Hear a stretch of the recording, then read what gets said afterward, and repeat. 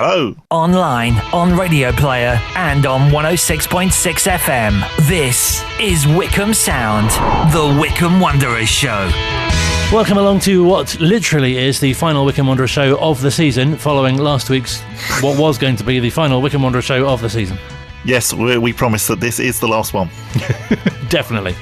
And very much looking forward to it as well. We don't have, obviously, a match to look back on, but we do have lots to look forward to.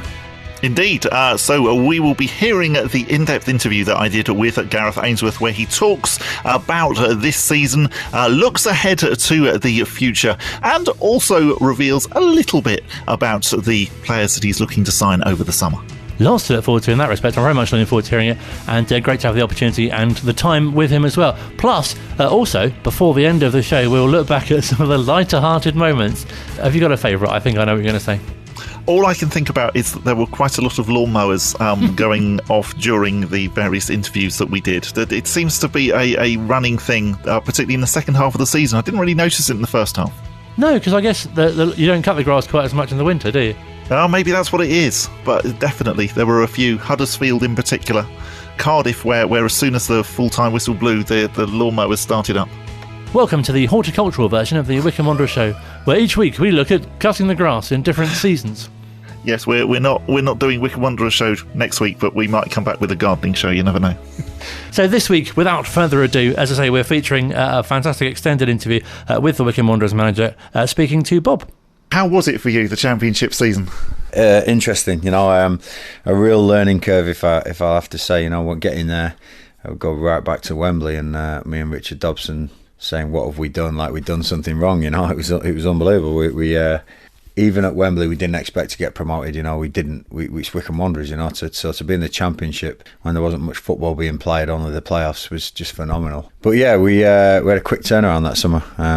We had to get players in quickly. I remember the targets we had, and Uchi and Tafazoli and Daryl Horgan. Three of the big ones that came in. So plus starting this B team that Rob wanted to get going, and so it was a chaotic summer. We didn't really have much of a break, and straight into it with the first game. But unfortunately, we'd picked up a few injuries by then, because what happens at Wycombe is we train that intensely, and our training ground's different, and our training ground, the surfaces are different.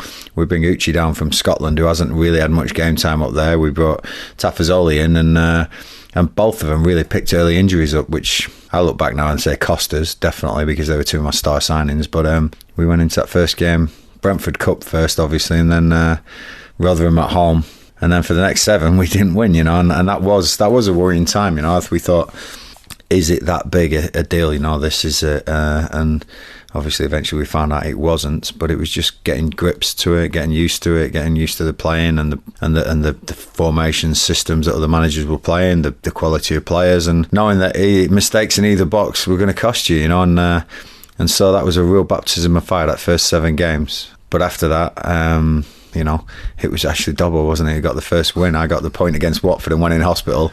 The point was important. That first point was important, just to get off the mark. I remember should have been 3. Obviously, JJ bent a corner in, and the referee didn't give that. And for the life of me, still we don't know why.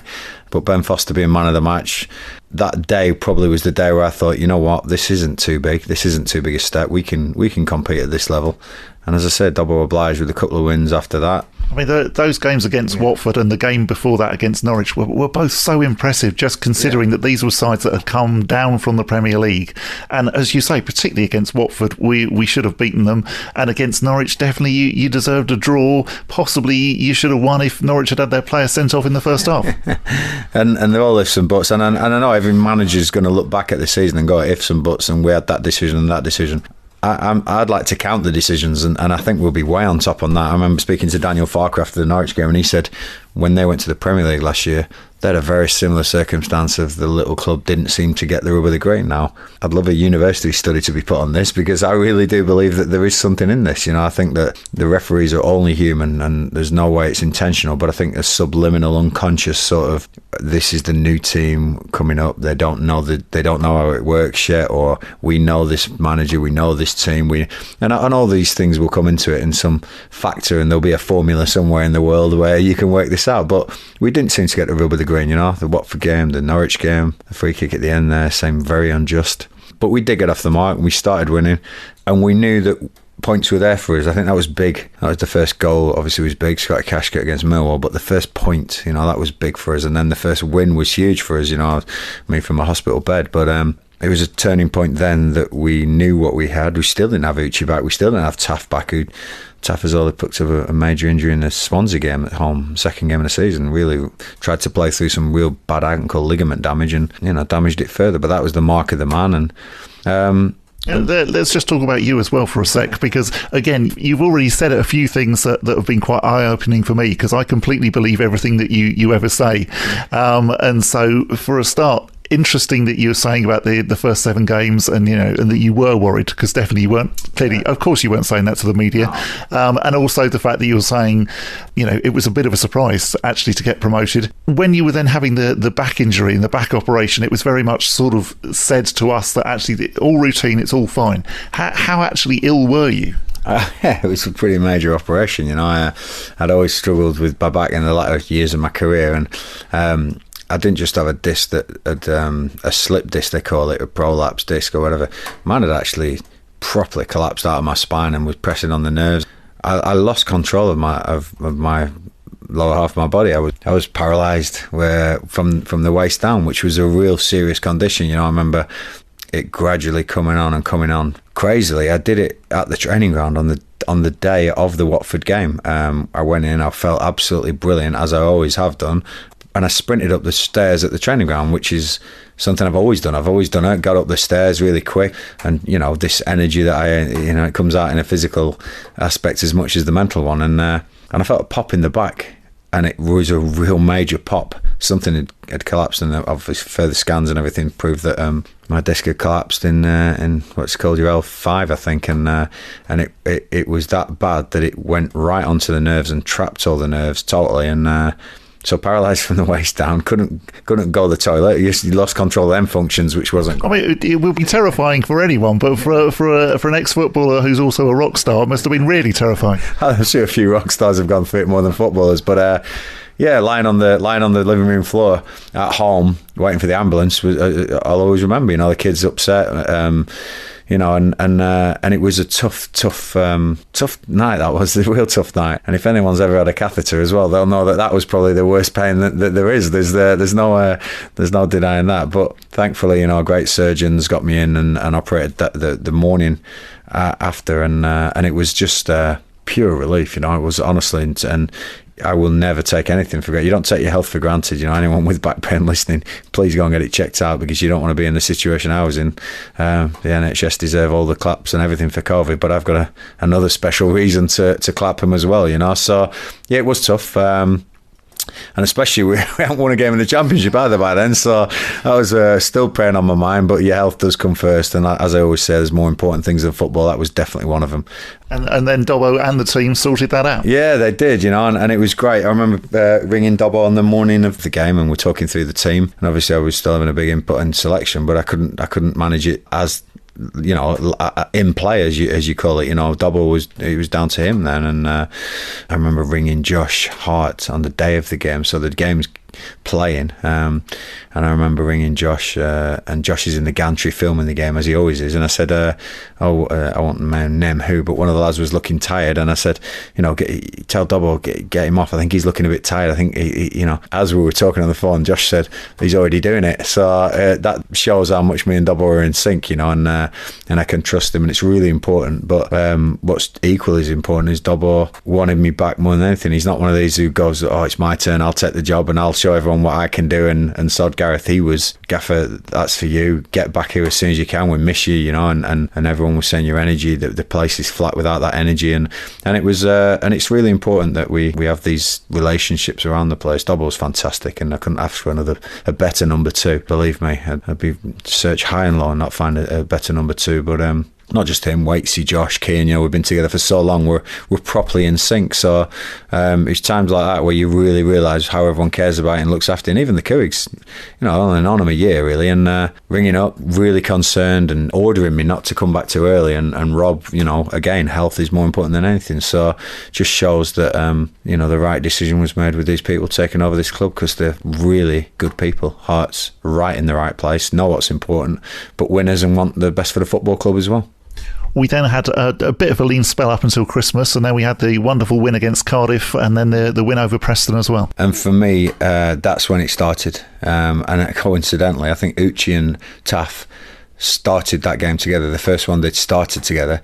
We signed them in August or July even, and the first time they both started a game together was Cardiff at home on the 27th of December, I think. So it was really tough to be without two of your big signings, and it proved that we'd made the right choice. And I never believe I've made a few mistakes, but I'm hoping that it's 10-1 in favour of good signings since my management here, and them two definitely have been fantastic. And I think that was the start. We were turning teams over: Cardiff, Preston, then in the FA Cup, fantastic run, and that just gave us more sort of confidence to go into the games, and we started picking up points here and there, and started looking above us rather than thinking, right, we're dead and buried, we're miles away. I think we're 11 points at one stage, but we started looking above us, going, who can we catch, what can we catch, where's that line? And that was a great timing for me as well, because I always said that if you start bad but end good, it's much better than starting well and ending really bad, because there's problems if you're ending really bad. You had something and you've lost it.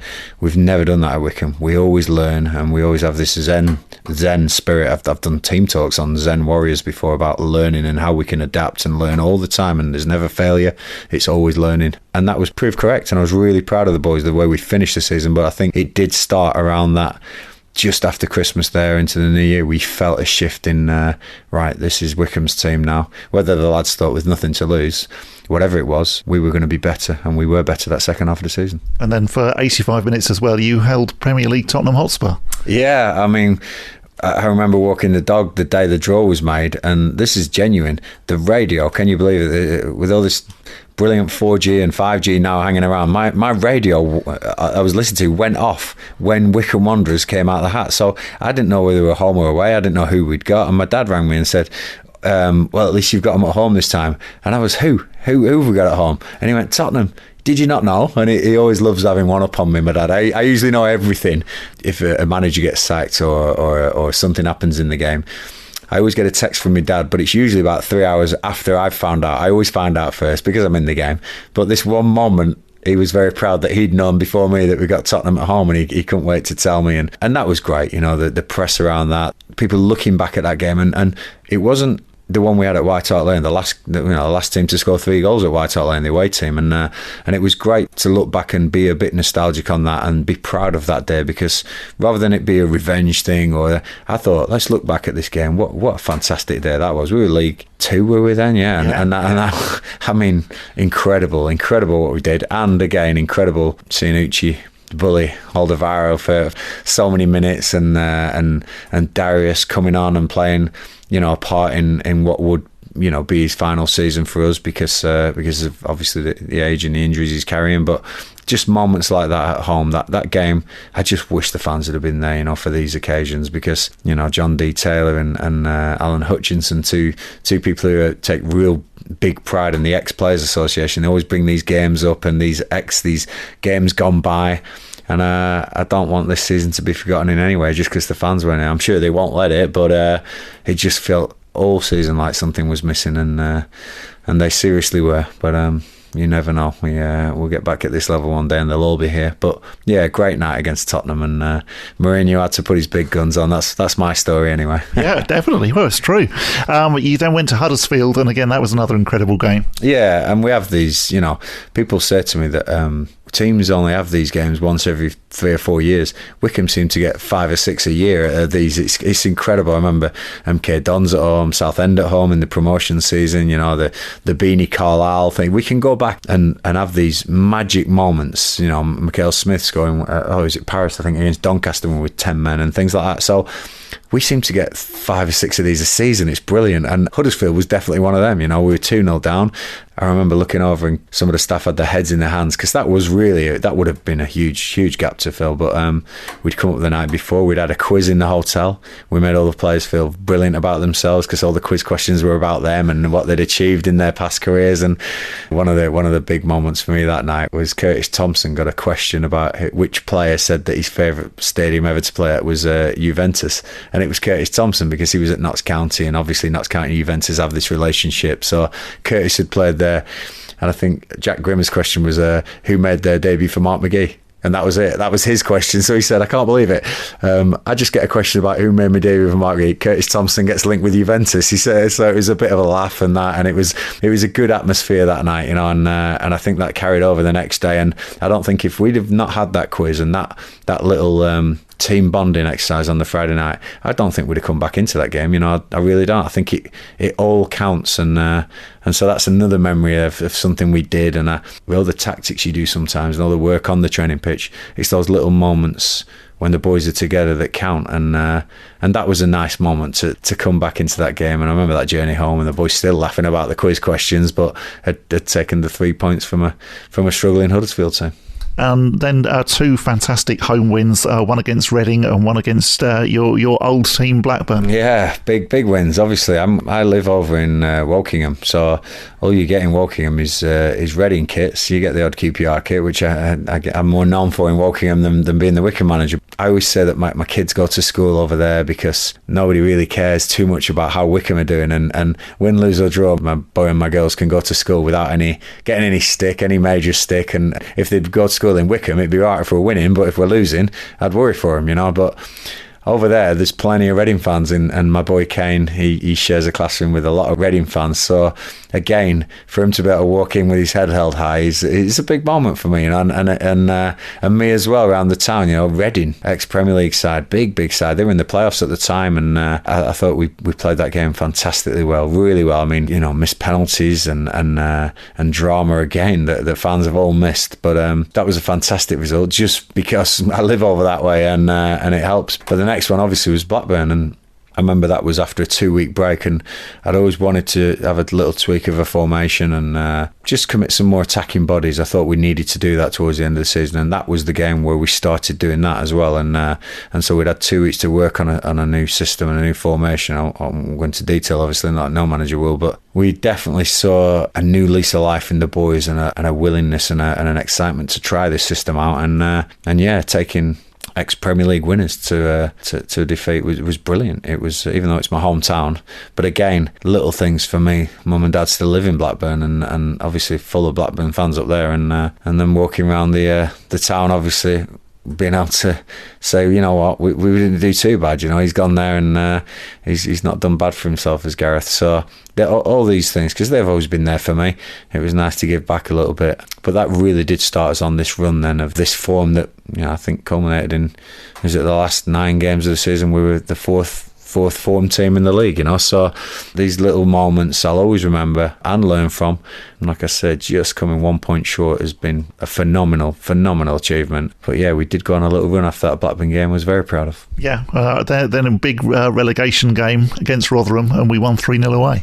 Yeah, and that probably, if there is any payback in this league, it was for that first game of the season, because I believe that was very close, very tight draw.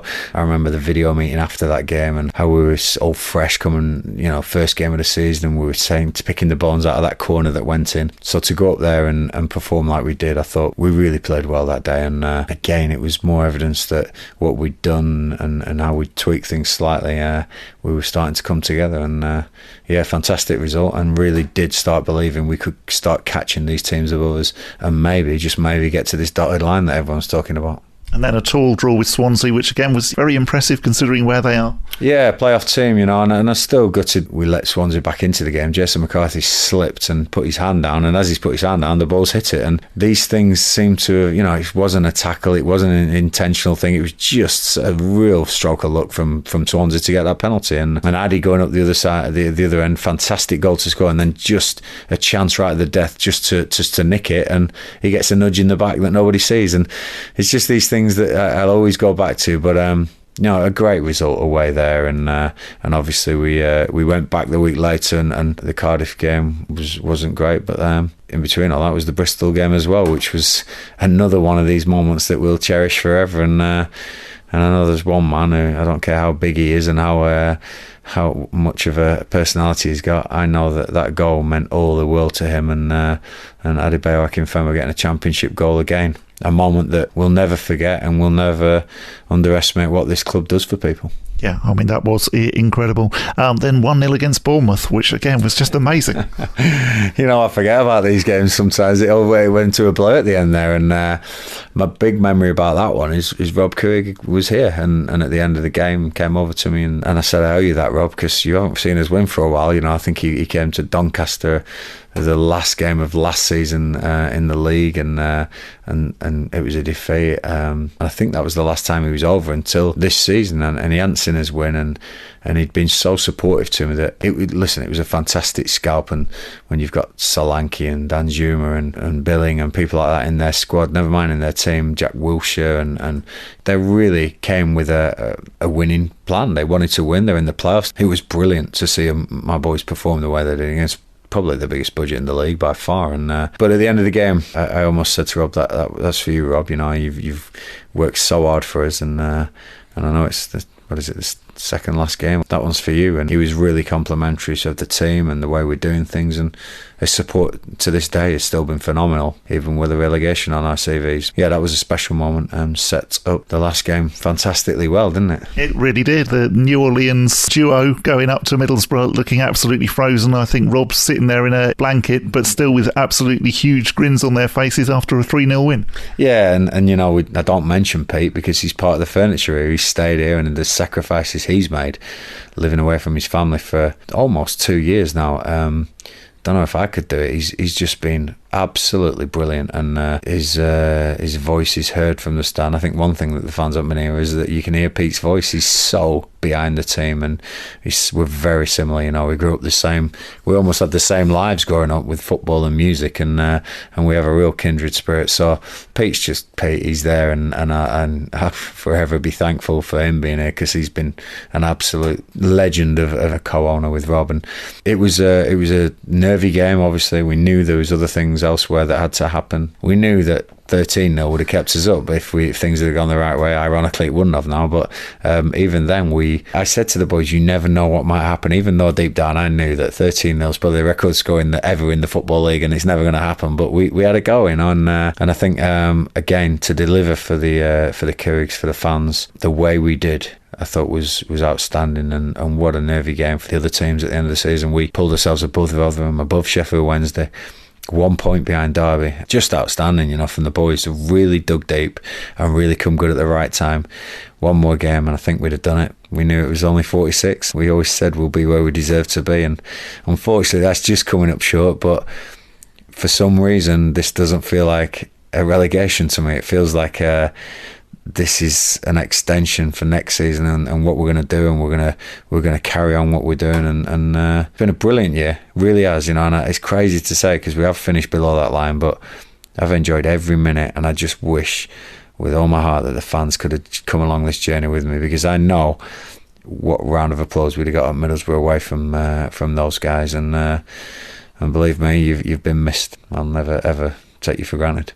Do you have a couple of those sort of sliding doors moments, particularly with regards to the two Derby games, where you might look back on it and think, well, I think we hit the bar in the dying moments at Pride Park, and obviously we gave the free kick away here at Adams Park? Yeah, Gareth McCleary hit the crossbar, didn't he, from distance. People might not remember, but Darryl Hogan scored a perfectly legitimate goal at home. And if people want to check back on this, he's 5 yards onside. We questioned this after and with the referees, and they always come back to you and they said, yeah, we made a mistake there, you should have had that goal. Maybe my sliding door moment where I could get that linesman looking at the right place at the right time and ruling Darryl rightly onside. It's not close, it was 5 yards. It was a quick free kick. I actually said to Dobbo after that game, I said, I hope that one doesn't come back to hunters, and we'll wait and see. But it did, didn't it? It did 1 point, and that's where it comes down to, small margins like that. But for us to finish above a team like Sheffield Wednesday, and as close as we did to Derby County, these are phenomenal sides. These are big teams, and we did our best. I can always look in the mirror and say we did our best. I can't have done any more. when I make my substitutions or when I pick my team, it's never, oh, this isn't the best thing for the team, but I'll do it anyway. It's always, right, this will work because of this, because of this, because of this, because I know this will work and I have faith in my boys and they have faith in me. And do you know what? Yeah, I'm the manager. I'll take it on the chin, but I'm determined that we'll be back to this level one day, and I want that one day to be soon because I'm excited to see what next season can bring. Still to come, we will be hearing from Gareth talking about contract negotiations and also some of the players that he might be bringing in over the summer. It's really fantastic, isn't it? His positivity comes across completely throughout the whole interview. That must have been something that you found sort of sat with him as well. Yes, completely. I mean, the whole season, when you speak to Gareth, he is exactly as he comes across when he's in the dugout and when he's speaking to the media. That is how he is. He's just a really, really positive and a really nice guy. And the one thing, and I know that we've talked about this a bit previously in the programme, is that you do think, goodness me, I'd really love it if he was my manager. No, definitely. Second part of our interview with Gareth coming up in part 2 of the Wycombe Wanderers Show here at Wycombe Sound. This is Wycombe Sound. Still to come on the Wycombe Wanderers Show, we will be playing some of the bits of the programme that maybe didn't quite go as Colin and I had imagined. What do you mean? Surely they've all gone as we imagined. Well, not all of them. Some aspects have been completely out of our control as well. Yeah, that's very true. And actually, I don't think there's many bits where actually things didn't go how you imagined. I think it's more me doing some of the interviews with Gareth and some of the players. Yeah, and some of your geographical issues have been highlighted a bit as well. Yes, absolutely. Though I don't think we've actually got any of those tonight. But yes, luckily I turned up in Blackburn, not Blackpool that time. Final part of our chat with Gareth Ainsworth speaking to Bob. We're at now what must be a very hard moment in the season for you, where we've had the news about players who are not keeping their contracts. I know with regards to yourself, the fact that you were let go by Blackburn on your birthday all those years ago, it must be tough to be doing the best thing as well for the team and the club. Yeah, 30 years ago, I was told that I wasn't good enough for professional football, and that was me. And 6 years later, I think I played in the Premier League, and I'm still here now managing. I haven't had a day out of the game since then. And I was so determined to prove Don Mackay was the manager of Blackburn. But with that determination, you need also support. I had mum and dad, I had friends and family and supporting me. So what I'll say now is the players that do get released, they need support around them. Definitely, they have their friends, their families, and at the end of the day, it's only an opinion. It's only one opinion, and sometimes it's not on ability. It's just that you do it for the player. They need to go on and find somewhere else. They need a career somewhere else. And Ryan Allsop's been a fantastic servant to this club. I wouldn't be in the Championship without him, and wouldn't have had our season. Ryan picks up an injury, Stockwell comes in and just does phenomenally well, and that's football, and I think Ryan will understand that. He's been awesome. I'm sure we'll see him again, probably at a higher level than we are, because he's a fantastic keeper. And Cameron Yates, again, a really tough one. He's played a real big part in the promotion season. 2 goalkeepers there, and Cam needs to go and play, and I want him to go and play and find his feet in football. I'm sure he will, but it's always a tough day. Darius is a little bit different, and what he's going through, so your loan signings go away, and some of the younger boys that probably people don't know about, they have to go and find a way to do it themselves, and it builds resilience. But it's never a nice day. I went through it myself, and it is tough, really tough. But you also get the flip side of that, telling the ones that you want to keep and you believe there's some potential there at Wycombe Wanderers, So yeah, it's never personal. It's always hopefully for the best, and like I say, I always do what I think's the best decision at the time, either for the person, for the club, and all managers have to do it. But I wish all the players the best who've been with us, and thank you for all your efforts. You've been fantastic, and the ones who are staying. We've got some future together that we want to try and get back to this level that we're still at the moment. I think the playoffs are still going, so the league's definitely not over yet, but we're still actually a Championship club until the first game of next season. When we do put on them boots again, we'll be determined to get back to this fantastic level. I'm really proud of everyone.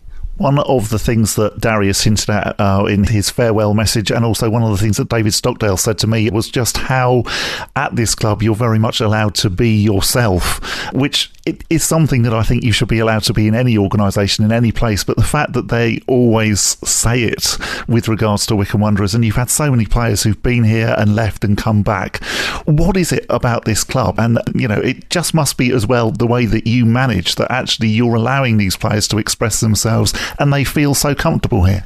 But I always thought that the people who got the best out of me will just let me be me, guide me. Don't try and change me, because I think you are what you are, and you're a footballer for a reason, and those reasons are really important. So don't try and change those reasons. Don't try and change somebody too much. Let them be them. Let them flourish as themselves, and guide them and add a few things. And that's how I manage. That's how I'll always manage. Some managers do manage out of fear, and the old-fashioned way, or shorter contracts.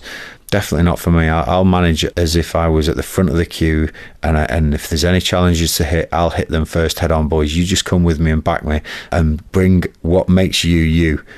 So if it is Davy Stockdale being his flamboyant self, we need that, as well as Curtis Thompson's silent, just absolute sturdiness, and that he's there and will scrap and fight for you. He doesn't need to shout about it. So all these things, I think you can't change people, and I think you'd waste a lot of energy trying to change everyone and put them into one model. I think what makes Wycombe special is that everybody's strengths make the whole Wycombe family, and I want them to emphasise those strengths. I want them to be those people that they are, and I think that's really important. And to prove it, I am.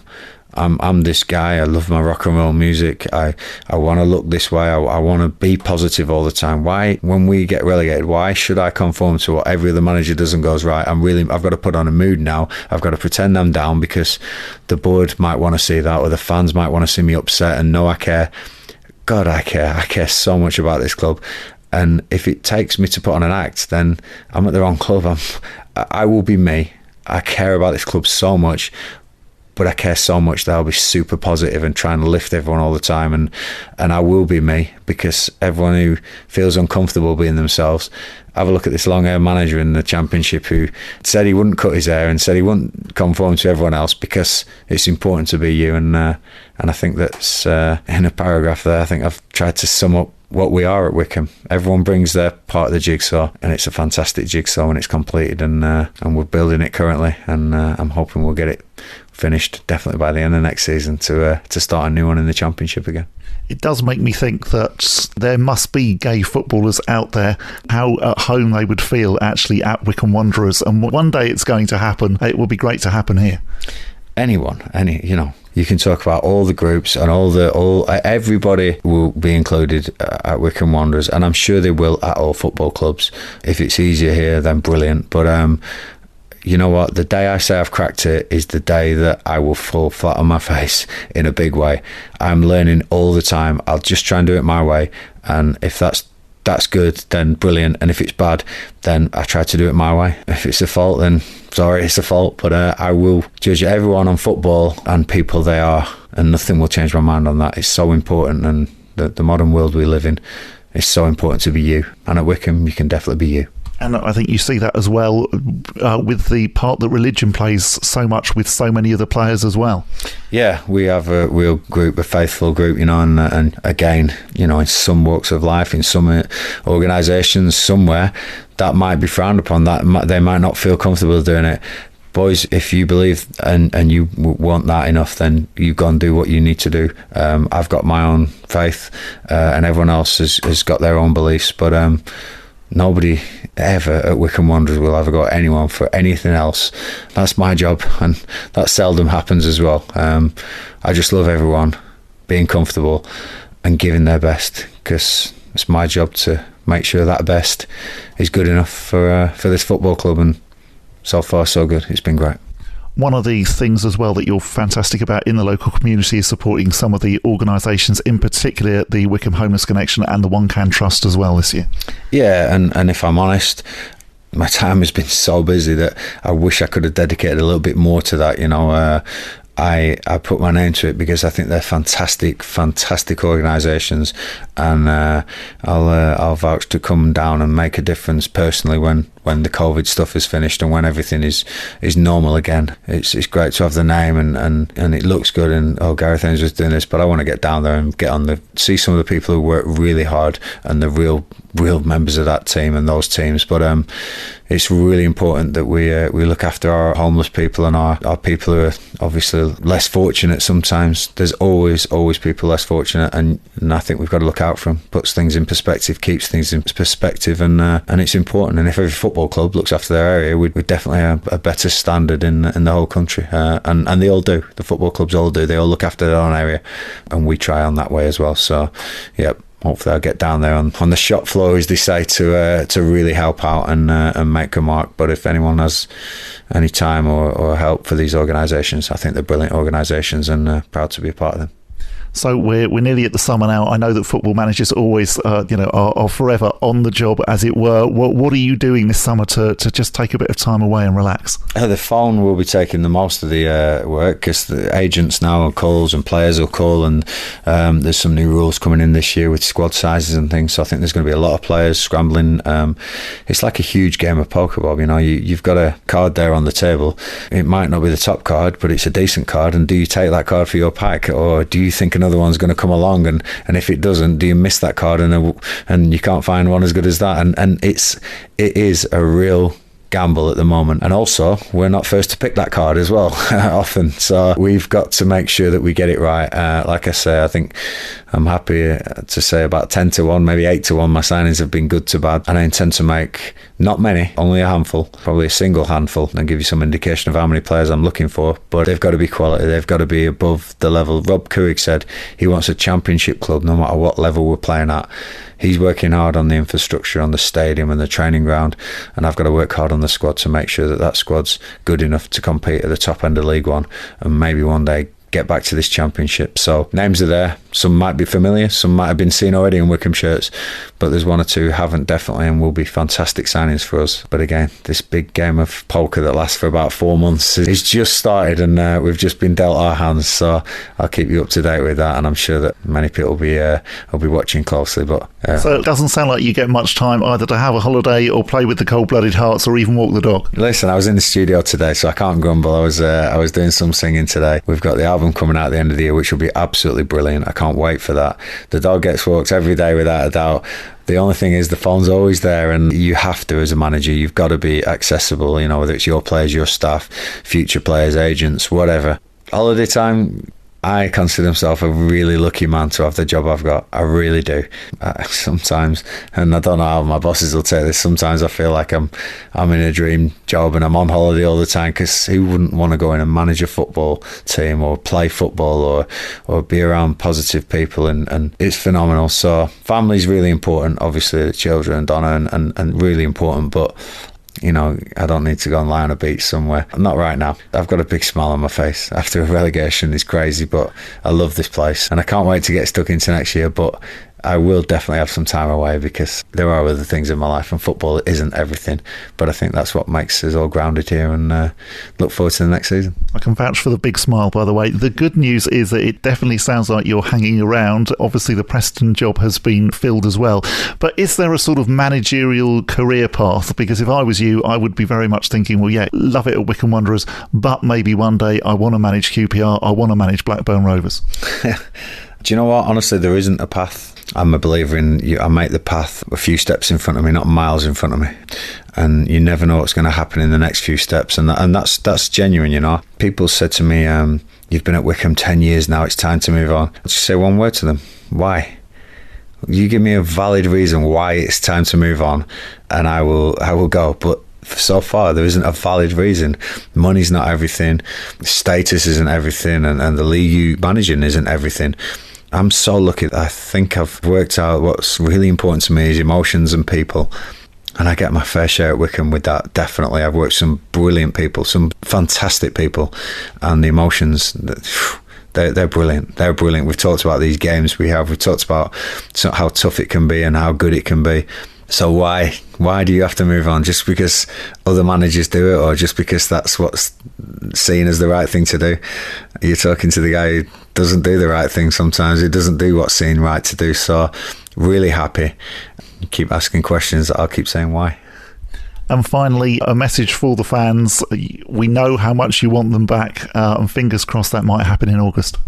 I've missed them so much, believe me. I've missed them so much, and even more so, we've lost some as well in the couple of years when we haven't had fans, or the 18 months, and that's been hard to take. No more recent than Teresa Slevin, who's an absolute fantastic fan from day one. When I signed at this football club, she was around the players' entrance every game, and one moment stands out to me where I think Matt Bloomfield was getting a bit of stick on social media, and she said to me, "Give a message to Matt, will you? Tell him not to worry about anything." And I said, "Teresa, I've told him that, but thank you. We're all together in this." But she was so concerned and so wanted to get that message to Matt that she'd waited at the tunnel to tell me that, and just to make one of her heroes feel better. And people like that are absolute diamonds, and she's going to be absolutely sorely missed. But she saw Wycombe in the Championship, she saw us winning the Championship, and we were a Championship club, and I'm so proud to have gifted that to her. But not just Teresa, a lot of people, and the ex-players as well that we've lost over the years. So it's been tough, it really has been tough, and I can't wait for the fans to come back, because it feels like the norm for them, and it feels like that meaning that they've got every Saturday, that togetherness that they have, and this fantastic football club that has brought pleasure to so many people and togetherness. And we've missed you, and I've missed you, because I know you'd have got me them extra points that we needed to stay in this Championship. But believe me, next time we're here, I know you'll get them for me. Fantastic, Gareth. Thank you so much for your time. Thanks. This is Wycombe Sound. A huge thank you to Gareth Ainsworth for giving us so much time on the Wycombe Wanderers show. Brilliant to hear from the Wycombe Wanderers manager, in particular about his future. That sounds quite positive that he's thinking of staying with the Chairboys. It is really encouraging, and I think it's what every fan sort of wants to hear as well, because I think we've mentioned a few times, haven't we, that he's favourite to be linked with other jobs, and it's so reassuring to actually hear from him himself, just to say, why would I go elsewhere? Yeah, exactly that question where he said, why would I go elsewhere? He clearly is very happy, and so fingers crossed, yes, that he does stay. But yes, thank you to him, and thank you to Matt Cecil as well for organising that, and so many of the interviews that we have done during the season. No, we've been so lucky on the show to speak to people. Actually, yes, now might be a good time to do some thank yous. We can do the thank yous now, yes, definitely, because it's not only Matt, obviously, the Ex-Players Association have been invaluable with providing us with so much content this year. No, definitely thanks to Alan Hutchison and JDT as well. It's just been fantastic to speak to so many different former players from different eras, and obviously Martin O'Neill, obviously to get to speak to him was a real highlight, and some of the other managers as well, and David Jones, the physio, was brilliant as well. So yeah, really looking forward to next season speaking to more ex-players. We must say a big thank you to producer Luke, who has been also invaluable he really has. In sort of the image of the show, how it sounds, all the social media stuff.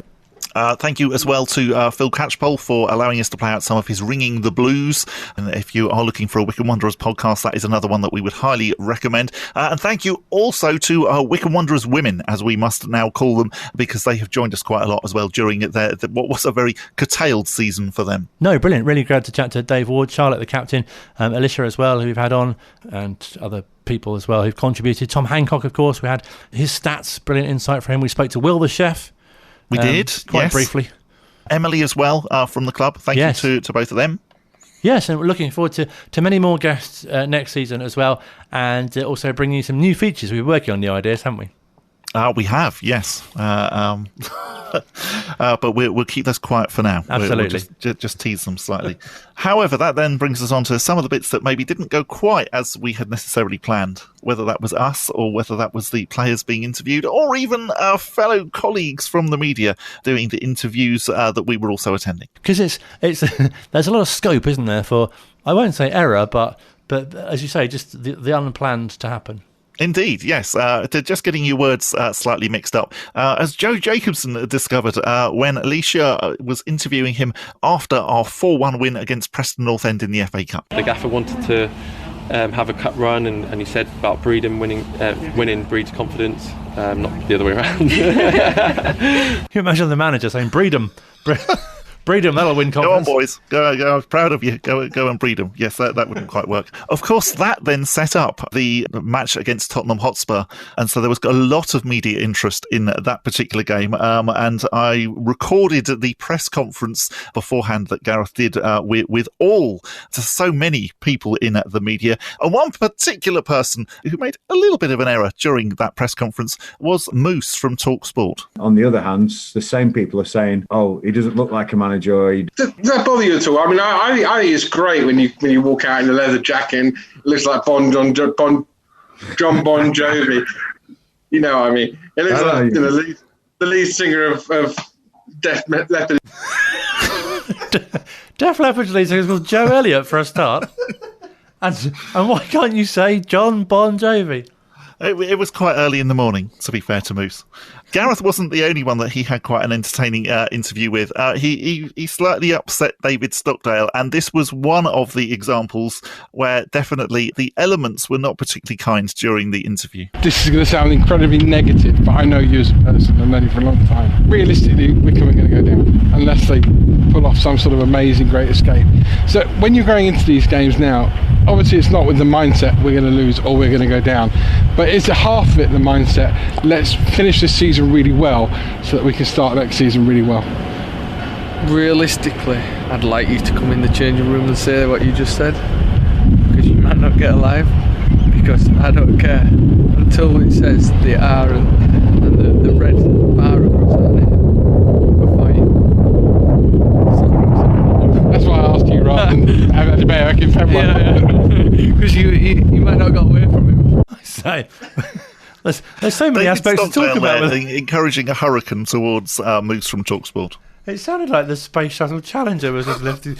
Also, part of you was just going, oh, please, just go in the change room with them, please. Oh, that would be so good. I would have loved to have seen that. And particularly also, had we just managed to stay up, that it would be even better to then be able to play that back to him and say, well, what do you say now, Moose? It was impressive they could stay up in that wind.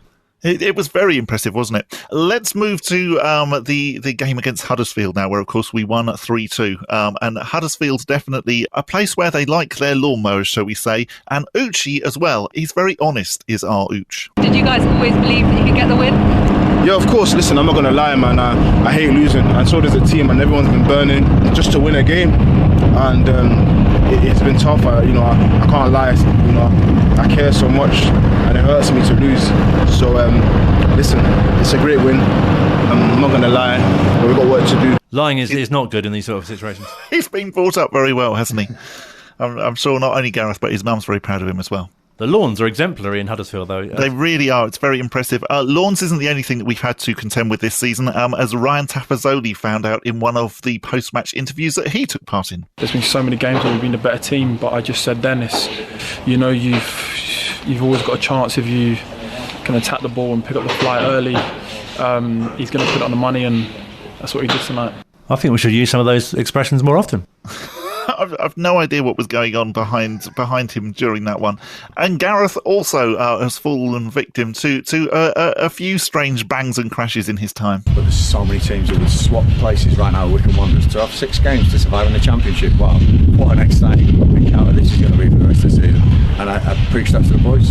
Stay humble, stay human, because you never get anything. You earn everything you have to, and they've earned it. And stay sheltered from the wind is another tip as well. Indeed. He sounds like he's on some sort of oil rig or something. Yes, or building site. Yes. And talking of building sites, this, I think, is probably your favourite clip from the year. Released by Norwich, you've got to give credit to Bob Rickwood and Sam Grace, who put the B team together. They saw Anish, they brought him in on trial. He shone. Oh, there's the stadium falling apart. Don't worry, we're okay. He says, don't worry, we're okay. I still maintain it was because he couldn't really see what was going on. So I was aware that something was about to fall over. And it was a bit of a surprise to him. So, he was he sort of like flinched as it happened. Yeah, there were a fair few people behind him like that. I also took part in a press conference with him as well, where he suffered from a slight dry throat. How's Joe Jacobson doing? Obviously, he came off in the first half during the game against Spurs. Yeah, we're still in the assessment stage of Joe. Excuse me. So he's really hoping to play. He's hoping to be involved. Whether the medical team can get him round, I don't know. Sorry, I got a frog in my That's all right, don't worry. I'll edit that bit out. We're not live. No, don't worry about that. It's nice that you said don't worry about that, because we clearly haven't. No, exactly. I was actually thinking, oh no, we'll save this bit for the last Christmas. show and play it back. Gareth has also been auditioning to be in a McDonald's advert as well, I do believe. I'm loving it. I wake up every morning, lucky man, manager of a football club in the Championship. I'm loving it. No, only 99p. And he's also got quite good at whooping as well during the interviews. Proud, really proud. Always will be. You know, they'll never get me down. You know that. So let's go again Saturday. Woo! We could use that in so many other different ways as well. Exactly, that was such a good one. He's also, as we know, always proud of the lads, but not only the lads, actually, he's proud of absolutely everybody who's ever worked at Adams Park, which actually probably includes you as well, Colin, and also the caterers. Everyone who's supported us, played for us, managed any part of the business or anything, served a cup of tea, you've all played your part in this club. Done the ground announcing for 2 seasons in the late 90s. Yeah, there you go. Did you ever make a cup of tea while you were there doing the ground announcing? No, I never saw any tea, to be honest. Oh, did you not? Oh, dear, oh, dear. And maybe he could have joined Gary Waddock. Now, Gary was one of the ex-managers that we interviewed this season, and we were very impressed with the fact that as we all know, a lot of us say the word "you know," but Gary went above and beyond with his "you knows" during the interview. Gareth came in as well. You know, they knew. He's been in charge for since I departed the club. It's not very often that you get a double, you know. No, I thought that was very impressive.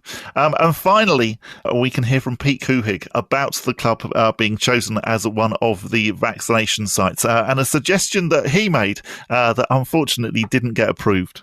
It obviously is, a very prominent reminder that you're there at a time when obviously there's not many people coming to the stadium. Yes, it is. We've kind of joked. We wish we could make everybody leave through the shop, but we asked, and that's not allowed. You can imagine it, though, can't you? Exactly. This way.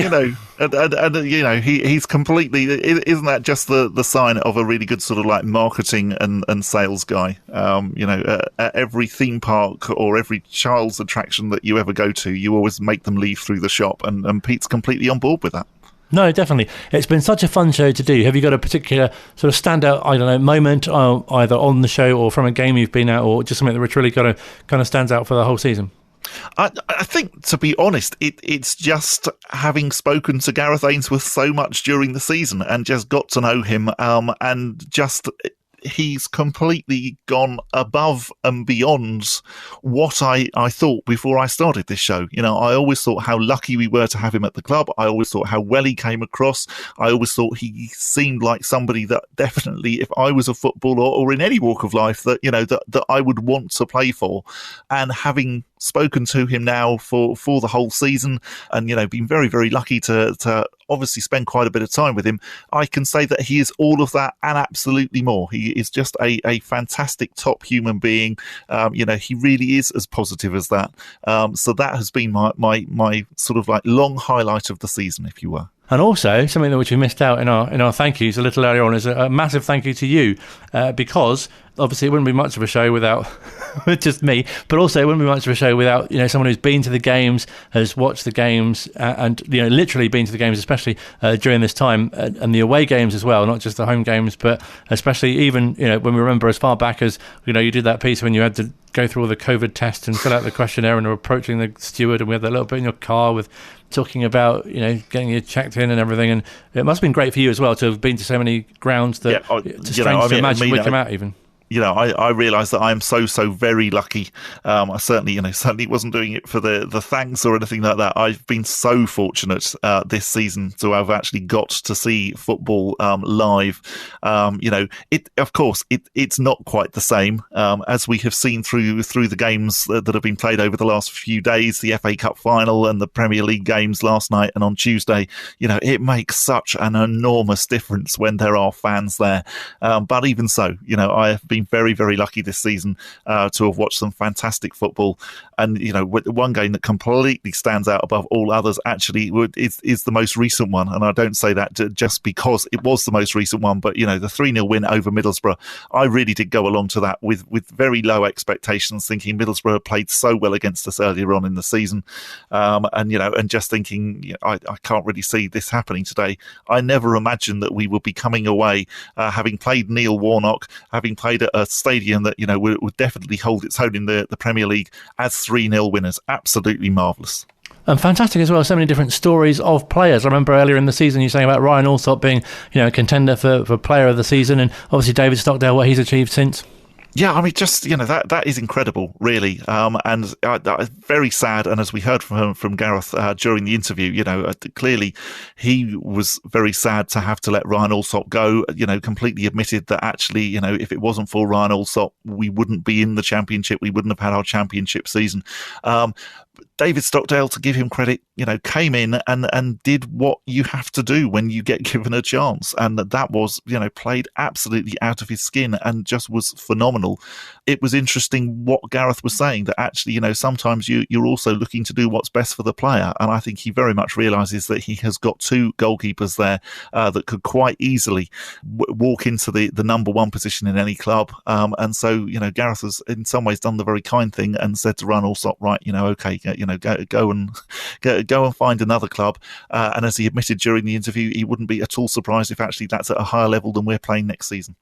And in a way, it seems a shame to sort of pick out individual players without mentioning the whole team, but people like Anis Mehmeti who've really sort of shone this season as well. Yeah, I mean, Anis has been absolutely incredible. Just such a good story as well. Clearly joined really playing for the B team, and has just become one of those players that you can rely on. Just does some incredible things. It's going to be an enormous amount of fun, I would think, watching him in League One next season. But also, as Gareth will always say as well, just remembering the players that actually have been with him for such a long time and that were with us in League Two. Joe Jacobson, in particular, a player who possibly his pace was questioned, whether he could cope with life in the Championship, and I think he's more than held his own. And in a way, obviously, it's a shame to have finished with relegation, and to not want to sound like some sort of X Factor commentator, but it has been such a journey. It has been an enormously, a fantastic, entertaining journey. Who would have thought, sort of, particularly after the 7 games, where we hadn't won, hadn't even drawn, that actually we would have managed to have had so much fun and got so much joy and pleasure out of the season. But there are so many moments, Bayo scoring a Championship goal, absolutely phenomenal. Winning away at Huddersfield 3-2 when we were 2-0 down. So many occasions that you can look back on, and there's not that many teams, I think, that that can have relegation seasons and actually still look back on the majority of it and think, actually, that was a lot of fun. I must say a massive thank you to you for listening as well. We've been really encouraged by the feedback that we've had from the shows. We've really enjoyed bringing them to you, and looking forward to a new season in the summer. And I must say thank you to you as well, Colin, because, again, I couldn't have done it without you. It would have sounded a bit strange, me just chatting away to myself. So thank you very much for all of the production side that you have done. You've been there every week driving the desk and keeping the show going when I've been broadcasting here from home. So really appreciate that. And looking forward to doing it all again next season in League One. It's been a pleasure. Thank you very much.